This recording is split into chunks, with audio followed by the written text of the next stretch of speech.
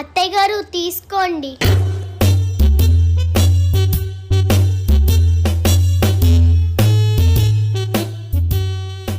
ఏంటే పిల్ల, వంటలు ఎలా ఉన్నాయి? బిర్యానీలో ఏమో మసాలా కట్టలేదు, కోడికూరలో ఏమో కారం లేదు, ఇదిగో ఈ కచాంబర్లో అయితే అసలు పచ్చిమిరపకాయలే లేవు. అసలు నేను కారం లేకపోతే తిన్ను. అన్నిట్లో కారాలు సరిగ్గానే వేసాను అత్తయ్య గారు.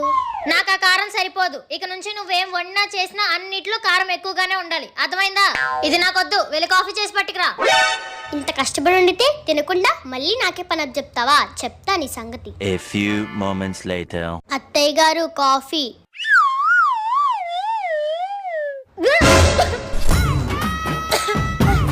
కాఫీ అంటే కారం ఉంది. మీరే కదా అత్తయ్య గారు అన్నిట్లో కారం కావాలన్నారు, అందుకే కాఫీలో కూడా కారం కలిపాను.